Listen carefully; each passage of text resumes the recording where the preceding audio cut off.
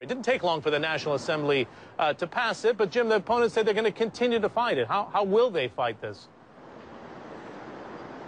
Well, it didn't take long today for it to pass, but in fact it's been dragging on for about 3 months now as it's been going from the lower house to the upper house and back to the lower house. How are they going to fight it? Well, they're already on their way over to the Conseil Constitutionnel, which is the high court here in France, to present some legal challenges, basically on technical grounds that have taken place in the process of adopting the law. Whether or not they'll have any success remains to be seen. The president said he's going to sign it. In fact, this was one of his campaign promises. So he's going to sign it. And it really depends on the courts now. It's about the only hope the opponents have, and the courts have a track record of approving this kind of thing, so it's likely to go through the courts, even if they do find some technical problems with it. They could go back to the National Assembly for changes, but it's most likely to get through the court system. So basically, I think it is safe to say that France has become the 14th country to approve same-sex marriages.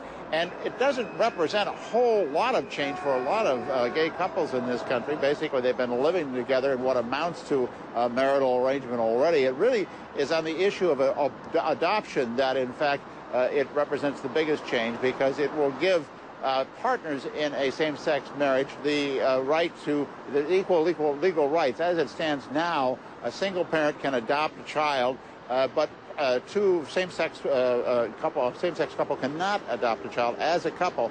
Now they'll have that right, and it means that that children that have already been adopted basically will become the children of both parents rather than just one parent. John? Jim, you said there's some resistance. So how's the Catholic Church playing into the debate here? Are they well behind the curve, or basically the momentum around the world with 14 countries now signing on is too great for any resistance?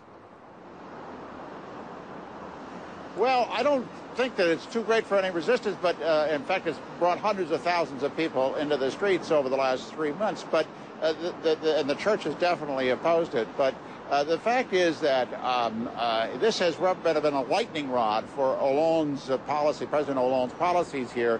And a lot of people sort of voted against this because, or voting with their feet anyway during these demonstrations, because of what they felt was what it represents in terms of French traditions, the attack, as they see it, on family values, and also kind of a fear of what the Hollande's government, the socialists in Hollande's government, have in mind down the line, and what how they may attack other traditions down the line. So I think it's become kind of a lightning rod issue. It means a lot more than just equal rights for gay couples, and I think that's what's brought so many people into the streets.